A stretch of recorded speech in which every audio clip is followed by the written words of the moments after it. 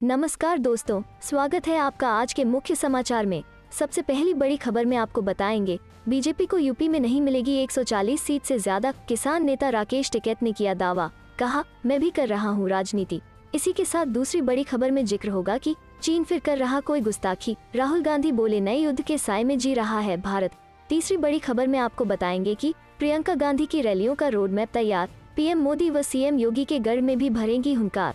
दोस्तों, हर एक खबर की गहराई में आपको ले जाएंगे, लेकिन उससे पहले अगर आपको भी ऐसा लगता है कि भाजपा की उल्टी गिनती शुरू हो चुकी है, तो आप अभी इस वीडियो को लाइक कीजिए और इस लाल बटन को दबाकर चैनल को सब्सक्राइब करके घंटी बजाइए और कमेंट में लिखिए जय हिंद। बीजेपी को यूपी में नहीं मिलेगी 140 सीट से ज्यादा। किसान नेता राकेश टिकैत ने किया दावा, कहा मैं भी कर रहा हूँ राजनीति। जी हाँ दोस्तों, किसान नेता राकेश टिकैत की अगुवाई में पिछले 10 महीने से किसान केंद्र सरकार द्वारा पारित 3 कृषि कानूनों के विरोध में धरने पर बैठे हुए हैं। पिछले दिनों संयुक्त किसान मोर्चा की तरफ से यूपी के मुजफ्फरनगर में किसान महापंचायत का आयोजन भी किया गया था। एक इंटरव्यू के दौरान जब राकेश टिकैत से यूपी की राजनीति को लेकर सवाल पूछा गया तो उन्होंने कहा कि हाँ, मैं राजनीति करता हूँ। इसके साथ ही उन्होंने यह भी दावा किया है कि यूपी में बीजेपी की 140 से ज्यादा नहीं आएगी। एक इंटरव्यू के दौरान राकेश टिकैत से सवाल किया गया कि आप कह रहे हैं इस बार बीजेपी को वोट नहीं मिलेगा, आपको क्या लगता है कि बीजेपी कितनी सीटें उत्तर प्रदेश विधानसभा चुनाव में जीत सकती है? इस सवाल पर किसान नेता ने कहा कि इनकी 140 से ज्यादा सीटें नहीं आएंगी। किसान नेता ने यूपी में हुए पंचायत चुनाव का हवाला देते हुए कहा कि उसमें इनको कितनी सीट मिली है। उन्होंने बीजेपी पर आरोप लगाया कि उत्तर प्रदेश के जिला पंचायत चुनाव में डरा धमका कर वोट लिया गया। एंकर ने उनसे कहा कि 1 साल में आपने जितनी लोकप्रियता हासिल की उतना मुझे नहीं लगता कि किसी किसान नेता ने हासिल की है। आप स्टार किसान नेता बन गए हैं। उन्होंने कहा कि हम स्टार नहीं हैं, हम हल चलाने वाले किसान हैं। उनके जवाब पर कहा गया कि आपको ऐसा नहीं लगता कि आप स्टार बन गए हैं। राकेश टिकैत एंकर के इस सवाल पर कहने लगते हैं कि मैंने टीवी देखता हूँ, ना ही अखबार पढ़ता हूँ, ना मैंने बाहर की दुनियादारी देखी है। उन्होंने चल रहे किसान आंदोलन को लेकर कहा कि इस दिन सब कुछ ठीक हो जाएगा। चलते हैं अगली खबर की तरफ। चीन फिर कर रहा कोई गुस्ताखी, राहुल गांधी बोले नए युद्ध के साए में जी रहा है भारत। जी हाँ दोस्तों, वास्तविक नियंत्रण रेखा पर भारत चीन के बीच अब भी तनातनी का माहौल है। इस बीच कांग्रेस नेता राहुल गांधी ने ट्विटर पर कहा है कि भारत अब एक नए युद्ध के साए में जी रहा है। राहुल ने एक खबर शेयर की है जिसमें कहा गया कि चीन सीमा के पास अपना बुनियादी ढांचा तेज कर रहा है। मीडिया रिपोर्ट का हवाला देते हुए पूर्व कांग्रेस अध्यक्ष ने लिखा, बॉर्डर पर हम एक नए युद्ध प्रतिमान का सामना कर रहे हैं, इसे नजरअंदाज करने से काम नहीं चलेगा। राहुल गांधी ने जो खबर ट्विटर पर शेयर की है उसमें दावा किया गया है कि चीन लगातार लद्दाख में सीमा के पास अपने हथियार तैनात कर रहा है और युद्धाभ्यास भी कर रहा है। रिपोर्ट में कहा गया है कि चीन रात के समय में ड्रिल भी कर रहा है। बता दें कि राहुल गांधी ने पिछले साल पेंगोंग झील में भारत चीन सैनिकों के बीच हुई झड़प के बाद से लगातार भारत और चीन के बीच सीमा गतिरोध से निपटने पर सरकार की आलोचना करते आ रहे हैं। दोनों पक्षों ने धीरे धीरे हजारों सैनिकों के साथ साथ भारी हथियारों को लेकर अपनी तैनाती बढ़ा दी है। कई सैन्य और राजनयिक वार्ताओं के बाद दोनों पक्षों ने पिछले महीने गोगरा क्षेत्र में विघटन प्रक्रिया को पूरा किया था। फरवरी में दोनों पक्षों ने अलगाव पर एक समझौते के अनुरूप पेंगोंग झील के उत्तरी और दक्षिणी किनारे से सैनिकों और हथियारों को हटा दिया था। दोनों देशों ने वर्तमान में संवेदनशील क्षेत्र में लैक के पास लगभग 50,000 से 60,000 सैनिक तैनात कर रखे हैं। चलते हैं अगली खबर की तरफ। प्रियंका गांधी की रैलियों का रोड मैप तैयार, पीएम मोदी व सीएम योगी के गढ़ में भी भरेंगी हुंकार।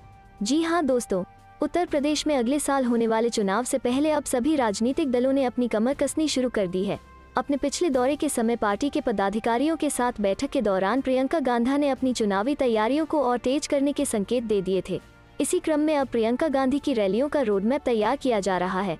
वरिष्ठ पदाधिकारियों का दावा है कि प्रियंका गांधी 29 सितंबर को मेरठ के अलावा पीएम मोदी के संसदीय क्षेत्र वाराणसी और मुख्यमंत्री योगी आदित्यनाथ के गढ़ गोरखपुर में भी उनकी जनसभाएं लगाई जाएं।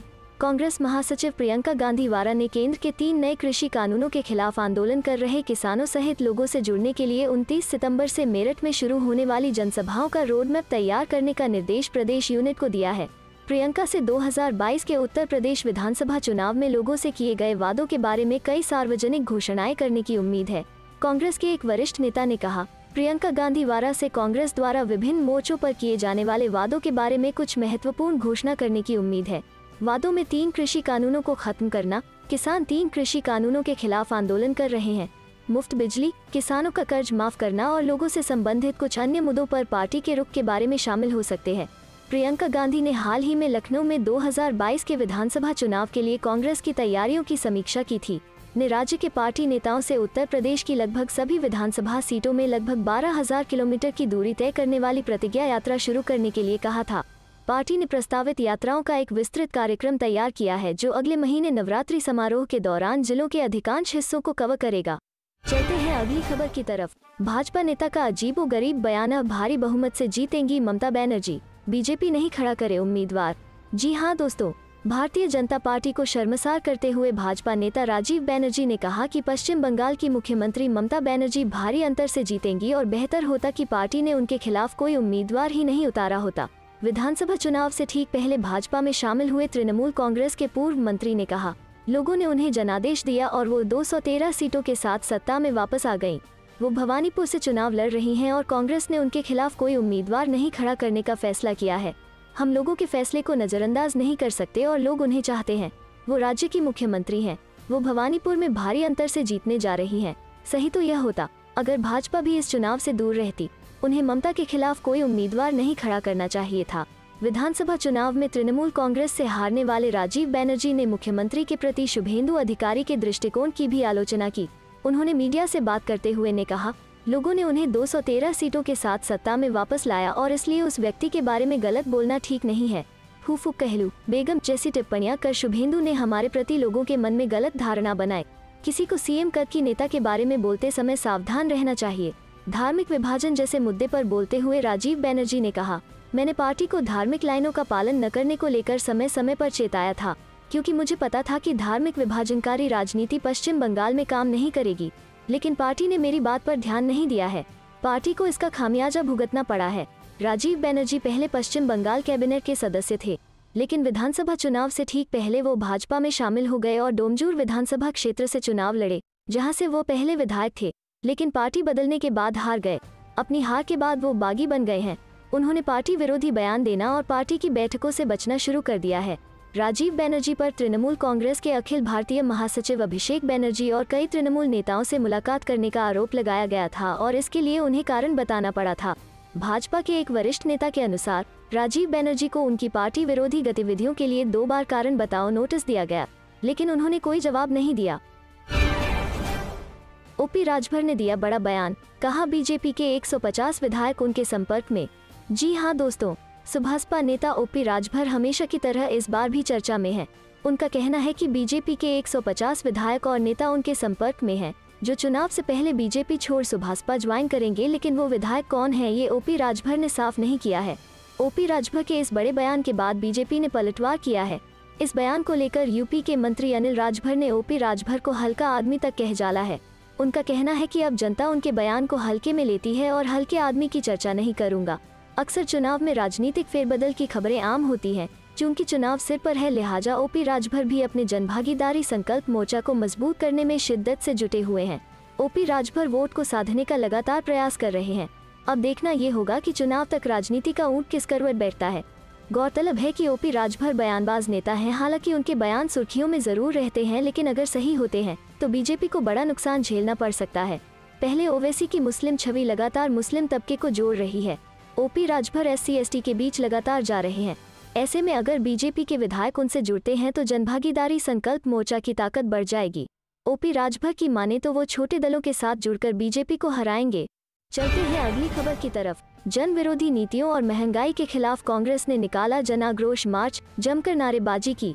जी हां दोस्तों, भाजपा सरकार की जनविरोधी नीतियों के खिलाफ मप्र कांग्रेस कमेटी के कार्यकारी अध्यक्ष व पूर्व मंत्री सुरेंद्र चौधरी के नेतृत्व में सोमवार का कांग्रेस ने नरियावली में विरोध प्रदर्शन किया। अघोषित बिजली कटौती, भारी भरकम बिजली बिल, डीजल, पेट्रोल, रसोई गैस के दामों में लगातार वृद्धि, महंगाई और किसानों की समस्या का लेकर की विभिन्न बुनियादी समस्याओं के साथ दमोह भोपाल राजरानी एक्सप्रेस पैसेंजर चालू कराने तथा विंध्याचल एक्सप्रेस का नरियावली में स्टॉपेज आदि मांगा का लेकर ब्लॉक मंडल में कांग्रेस कमेटी नरियावली के तत्वाधान में कांग्रेसियों ने हल्ला बोल रैली निकाली। विभिन्न मांगों का लेकर नायब तहसीलदार वैभव बैरागी को ज्ञापन सौंपा। पूर्व मंत्री चौधरी ने कहा कि अघोषित बिजली कटौती से किसान व आमजन परेशान है। वहीं आंकलित खपत के बिजली बिल देकर जबरिया वसूली की जा रही है। युवा नौजवान रोजगार की तलाश में दर दर भटकने को मजबूर है। चलते हैं अगली खबर की तरफ। यूपी में पूर्वांचल की राह पर किसान आंदोलन, सीतापुर महापंचायत में जुटी भारी भीड़, बीजेपी के खिलाफ हवा का संकेत। जी हां दोस्तों, उत्तर प्रदेश में होने वाले विधानसभा चुनाव से पहले प्रदेश में किसान आंदोलन तेज होता जा रहा है। पश्चिमी यूपी के बाद अब किसान आंदोलन अवध होते हुए पूर्वांचल की राह पर है। इसी कड़ी में सोमवार को सीतापुर के आरएमपी इंटर कॉलेज मैदान में संयुक्त किसान मोर्चा के बैनर तले किसान महापंचायत का आयोजन हुआ, जिसमें जनसैलाब उमड़ पड़ा। सीतापुर किसान महापंचायत में शामिल होने के लिए सीतापुर, बहराइच, पीलीभीत, लखीमपुर, शाहजहांपुर, हरदोई जिले के अलावा उत्तराखंड के रुद्रपुर जिले से भी हजारों किसान पहुंचे। किसान महापंचायत मजदूर किसान एकता जिंदाबाद, जय जवान जय किसान के नारों से गूंजती रही। इस महापंचायत में राकेश टिकैत, मेधा पाटकर, डॉक्टर सुनीलम, सामाजिक कार्यकर्ता संदीप पांडेय समेत कई किसान नेताओं और सामाजिक कार्यकर्ताओं ने हिस्सा लिया। भारतीय किसान यूनियन के नेता राकेश टिकैत ने कहा कि किसान महापंचायत के जरिए ही बीजेपी सरकार के कारनामों को उजागर किया जाएगा। उन्होंने किसान आंदोलन को फसल और नस्ल से जोड़ते हुए अगले 33 महीने तक लगातार आंदोलन जारी रखने की बात करते हुए कहा कि यह आंदोलन अब लखनऊ तक पहुंचेगा और उसके बाद अलग अलग जगहों पर किसान महापंचायत आयोजित की जाएगी। उन्होंने कहा कि बीजेपी सरकार किसानों पर लाठी चलाए पर वो पीछे हटने वाले नहीं हैं। प्रदेश की योगी सरकार पर निशाना साधते हुए टिकैत ने कहा कि यूपी का गुंडा ही गुंडों का बादशाह बनकर यूपी से गुंडागर्दी खत्म करने की बात कह रहा है। योगी सरकार की 4 साल की उपलब्धियों पर बोलते हुए उन्होंने कहा कि 4 साल में गन्ने का एक भी रुपया नहीं बढ़ाया गया। इस दौरान महंगाई चरम पर पहुंच गई। अब झूठ बोलकर उपलब्धियां गिनाई जा रही हैं। उन्होंने कहा कि जब तक तीनों काले कानून वापस नहीं लिए जाते, यह आंदोलन लगातार चलेगा। राकेश टिकैत ने प्रदेश के हर जनपद में किसान महापंचायत करने और 250 रुपए प्रति क्विंटल की दर से पराली का दाम दिलाने के लिए 2 सप्ताह के भीतर उत्तर प्रदेश में आंदोलन शुरू करने का ऐलान किया। उन्होंने कहा कि जिस तरह संयुक्त किसान मोर्चा का आंदोलन दिल्ली में चल रहा है, उसी तरह का आंदोलन लखनऊ के आसपास के जिलों में चलाया जाएगा।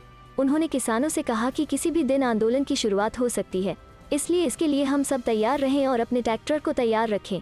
किसान महापंचायत को संबोधित करते हुए नर्मदा बचाओ आंदोलन की मेधा पाटकर ने कहा कि अदानी और अंबानी किसानों को लूट रहे हैं। चलते हैं अगली खबर की तरफ। अखिलेश यादव का निशाना विज्ञापनों के जरिए 4.5 साल का विकास उत्सव मना रही है योगी आदित्यनाथ सरकार। जी हां दोस्तों, उत्तर प्रदेश में आगामी विधानसभा चुनाव से पहले बीजेपी सरकार जनता के बीच जाकर अपनी योजनाओं और उपलब्धियों को गिनाने में जुट गई है। वहीं राज्य में सपा, बसपा समेत अन्य विपक्षी दल बीजेपी की 4.5 साल की नीतियों को निशाना बनाते हुए हमला बोल रहे हैं। सोमवार को सपा के राष्ट्रीय अध्यक्ष और पूर्व मुख्यमंत्री अखिलेश यादव ने बीजेपी पर हमला बोलते हुए कहा कि 4.5 साल का कार्यकाल पूरा होने पर भाजपा विज्ञापनों में ही विकास उत्सव मना रही है। जनता में न इस उत्सव का माहौल है और न ही सरकारी उपलब्धियों की चर्चा है। सोमवार को अखिलेश यादव ने सपा मुख्यालय से बीजेपी पर हमला बोलते हुए कहा कि प्रदेश की जनता जान चुकी है कि भाजपा झूठे प्रचार और आंकड़ेबाजी में ही विकास का मायाजाल बुन रही है। उन्होंने कहा कि भाजपा प्रचारजीवियों को सन 2022 के लिए जनता बेदखली की नोटिस जारी कर चुकी है। आगामी चुनाव के दौरान प्रदेश का किसान, व्यापारी, महिला और नौजवान सभी मिलकर भाजपा को विदाई दे देंगे। आगामी विधानसभा चुनाव से पहले उत्तर प्रदेश की सड़कों को गड्ढामुक्त बनाने के लिए हाल ही में सीएम योगी ने अफसरों को 2 माह का समय दिया है। इन सब के बीच प्रदेश सरकार की ओर से लगातार हो रहे विकास के दावों पर भी अखिलेश यादव ने हमला बोला है। उन्होंने कहा कि जिन उपलब्धियों और विकास का हल्ला मुख्यमंत्री मीडिया के सामने कर रहे हैं, उनकी ढोल की पोल जनता जानती है। पिछले 7 महीनों में 12,000 से ज्यादा लोगों की सड़क के गड्ढों की वजह से जाने गई हैं। लखनऊ हो या गोरखपुर, वाराणसी हो या कानपुर, बरेली हो या अयोध्या, हर जगह टूटी गड्ढायुक्त सड़कें दिखाई देती हैं। भाजपा सरकार के विकास की यही जमीनी हकीकत है। चलते हैं अगली खबर की तरफ। पंजाब में बदले सियासी घटनाक्रम के बीच पूर्व सीएम भूपेंद्र हुड्डा ने बुलाई कांग्रेस विधायक दल की बैठक। जी हां दोस्तों, पड़ोसी राज्य पंजाब में बदले सियासी हालात के चलते अब हरियाणा के पूर्व मुख्यमंत्री और नेता प्रतिपक्ष भूपेंद्र सिंह हुड्डा ने कांग्रेस विधायक दल की बैठक बुलाई है। 22 सितंबर को दोपहर को हुड्डा के आवास पर होने वाली इस बैठक में सरकार को घेरने के लिए रणनीति तैयार की जाएगी। इसके बाद 23 सितंबर को मीडिया से मुखातिब होकर रणनीति का खुलासा किया जाएगा। पंजाब में कुछ ही दिनों में बड़े स्तर पर राजनीतिक परिस्थितियां बदली हैं। संभावना जताई जा रही है कि इसी के मद्देनजर हुड्डा ने कांग्रेस विधायकों को बुलाया है। हालांकि हुड्डा समर्थक इसे सामान्य तौर पर होने वाली बैठक बता रहे हैं। बैठक के लिए विधायकों को किसी भी प्रकार का एजेंडा नहीं भेजा गया है।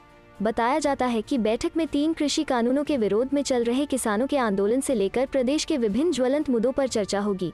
हालांकि पंजाब की राजनीतिक पर भी चर्चा होगी। याद हो कि पूर्व मुख्यमंत्री भूपेंद्र सिंह हुड्डा और उनके समर्थक विधायक कांग्रेस की प्रदेशाध्यक्ष कुमारी शैलजा को हटवाने के लिए कई बार दबाव बना चुके हैं। हुड्डा चाहते हैं कि उनकी पसंद का प्रदेशाध्यक्ष हो। इतना ही नहीं, कई साल से हरियाणा में कांग्रेस का संगठन तैयार नहीं होने को लेकर भी सवाल उठाते रहे हैं। अब विधायक दल की बैठक के बहाने अपनी ताकत दिखाने समेत विधायकों को और सक्रिय होने को लेकर मंथन किया जाएगा। प्रतापगढ़ में बीजेपी को गुटबाजी का झटका, कई नेताओं ने छोड़ी पार्टी। जी हां दोस्तों, राजस्थान के प्रतापगढ़ जिले में इन दिनों बीजेपी ऐसी नाव में सवार है जिस नाव की पतवार संभालने वाले ही इस नाव छोड़कर चले जाते हैं। विधानसभा चुनाव के बाद से ही लगातार जिले में भाजपा की आपसी फूट देखने को मिल रही है और इसका पूरा फायदा प्रतापगढ़ के कांग्रेस विधायक रामलाल मीणा उठा रहे हैं। अब बीजेपी ने अपनी एक टीम प्रतापगढ़ भेजी है ताकि हालातों को संभाला जा सके। राजस्थान भाजपा में गुटबाजी किसी से छिपी नहीं है। प्रदेश स्तर की गुटबाजी और दर्जन भर सीएम पद के दावेदार, ये राजस्थान बीजेपी के गलियारों में सबसे ज्यादा चर्चा का विषय है। अब इस गुटबाजी का असर जिला और ब्लॉक स्तर तक हो रहा है। पार्टी जमीनी स्तर पर गुटबाजी का नुकसान झेल रही है। ऐसे ही हालात प्रतापगढ़ में भी है, जहां विधानसभा चुनाव के बाद से ही गुटबाजी चल रही है। बीजेपी जिलाध्यक्ष गोपाल कुमावत से बीजेपी के पूर्व विधायक नंदलाल मीणा के समर्थक कार्यकर्ता नाराज चल रहे हैं, जिसकी वजह से कई नाराज नेता और कार्यकर्ता बीजेपी का दामन छोड़ कांग्रेस के साथ जा रहे हैं। अभी हाल ही में भाजपा की प्रतापगढ़ नगर परिषद सभापति रामन्या गुर्जर और उनके पति पूर्व पार्षद प्रहलाद गुर्जर भी भाजपा छोड़ कांग्रेस के प्रदेश कार्यालय पहुंचे और विधायक रामलाल मीणा की मौजूदगी में कांग्रेस में शामिल हो गए हैं। इनके साथ पार्षद पूजा गुर्जर और पार्षद मनोहर धोबी भी भाजपा को छोड़कर कांग्रेस में शामिल हो चुके हैं। अब पार्टी डैमेज कंट्रोल में जुट गई है। डैमेज कंट्रोल को लेकर भाजपा के 3 विधायकों का दल प्रतापगढ़ पहुंचा और सर्किट हाउस में कार्यकर्ताओं से मुलाकात कर हालातों की जानकारी ली। इस दौरान भी बीजेपी की आपसी फूट साफ देखने को मिली। पार्टी के जिलाध्यक्ष अपने इक्का दुक्का कार्यकर्ताओं के साथ नजर आए और वहीं भाजपा के पूर्व जिलाध्यक्ष धनराज शर्मा और पूर्व नगर परिषद सभापति अपने सैकड़ों कार्यकर्ताओं के साथ अपनी मौजूदगी दिखाते देखे गए। पार्टी के बागी और जिलाध्यक्ष से नाराज कार्यकर्ताओं ने वर्तमान जिलाध्यक्ष की कार्यशैली पर भी सवाल उठाए। कार्यकर्ताओं ने बताया कि पिछले 2 सालों से वरिष्ठ कार्यकर्ताओं और पदाधिकारियों की लगातार अनदेखी की जा रही है। इसके चलते भी पार्टी को काफी नुकसान उठाना पड़ रहा है। नेता और कार्यकर्ता पार्टी छोड़कर कांग्रेस में शामिल होने पर बीजेपी का कहना है कि बीजेपी के निष्ठावान कार्यकर्ता होते हैं जो कांग्रेस में गए हैं, वो अपने निजी स्वार्थों की वजह से गए हैं। चलते हैं अगली खबर की तरफ। प्रियंका गांधी 29 सितंबर को मेरठ में और 2 अक्टूबर को बनारस में करेंगी महारैली। जी हां दोस्तों, कांग्रेस की राष्ट्रीय महासचिव और उत्तर प्रदेश प्रभारी प्रियंका गांधी 29 सितंबर से सूबे में चुनावी दौरा शुरू करेंगी। विधानसभा चुनाव का बिगुल क्रांतिधरा से 29 सितंबर को फूंका जाएगा। 2 अक्टूबर को वाराणसी में महारैली को वह संबोधित करेंगी। 7 अक्टूबर को आगरा और 16 अक्टूबर को प्रयागराज में रैली करेंगी। मेरठ में कांग्रेसियों ने रैली की तैयारियां शुरू कर दी हैं। 1 लाख लोगों की भीड़ जुटने का दावा किया जा रहा है। पत्रकार वार्ता में कांग्रेस के राष्ट्रीय सचिव एवं सह प्रभारी धीरज गुर्जर ने कहा कि परिवर्तन का संकल्प कांग्रेसी विकल्प अभियान की प्रियंका गांधी मेरठ से शुरुआत करेंगी। 29 सितंबर को मेरठ, 2 अक्टूबर को बनारस, 16 अक्टूबर को प्रयागराज में महाजन सभाओं को संबोधित करेंगी। उन्होंने कहा कि कांग्रेस ने यूपी को 5 जोन में बांटा है। जोनवार कांग्रेस के कार्यक्रमों की तारीखों की घोषणा मेरठ की महारैली में की जाएगी। उन्होंने दावा किया कि कांग्रेस अपने दम पर सूबे में सभी 403 सीटों पर चुनाव लड़ेगी और सरकार बनाएगी। दावा किया कि जनसभा में 1 लाख कार्यकर्ता जुटेंगे। इस दौरान प्रदेश महासचिव विदित चौधरी, प्रदेश सचिव जिला प्रभारी अजीत सिंह दौला, प्रदेश सचिव शहर प्रभारी नसीम खान, युवा कांग्रेस प्रदेश अध्यक्ष ओमवीर यादव, जिलाध्यक्ष अवनीश काजला और शहर अध्यक्ष जाहिद अंसारी, हेमंत प्रधान, राजकेसरी रहे। बताया कि 25 सितंबर तक विधानसभा सीटों पर चुनाव लड़ने वाले प्रत्याशियों से आवेदन मांगे गए हैं। अभी आवेदन आ रहे हैं। चलते हैं अगली खबर की तरफ। अखिलेश का बीजेपी पर तंज, बोले गंगा मैया, गड्ढा, गैया, इनको भी छल गए ठगिया। जी हां दोस्तों, आगामी चुनावों के मद्देनजर समाजवादी पार्टी सक्रिय नजर आ रही है। इस कड़ी में समाजवादी पार्टी के अध्यक्ष अखिलेश यादव ने बीजेपी पर जोरदार निशाना साधा है। अखिलेश ने ट्वीट करते हुए लिखा कि गंगा मैया, गड्ढा, गैया, इनको भी छल गई ठगिया। अखिलेश ने ट्वीट कर पूछा कि यूपी की जनता बीजेपी से पूछ रही है कि हमारी गाड़ी कमाई से वसूले टैक्स से जो हजारों करोड़ गंगा जी के नाम पर खर्च किया वो कहां बह गया है। उन्होंने सरकार पर सवाल दागते हुए पूछा कि गड्ढों का बजट किसके जेब के गड्ढे में गया और गौवंश के पैसे की जुगाली किसने की। इससे पहले अखिलेश ने योगी सरकार के 4.5 साल पूरे होने पर ट्वीट कर लिखा कि 54 गुजरे, 6 महीने बचे इस दम्भी सरकार के किसान, गरीब, महिला व युवा पर अत्याचार के बेरोजगारी, महंगाई, नफरत व ठप कारोबार के बहकावे, फुसलावे वाली जुमलेबाज सरकार के नहीं चाहिए ऐसी सरकार जिसका सच है ठक्का साथ, ठक्का विकास, ठक्का विश्वास, ठक्का प्रयास।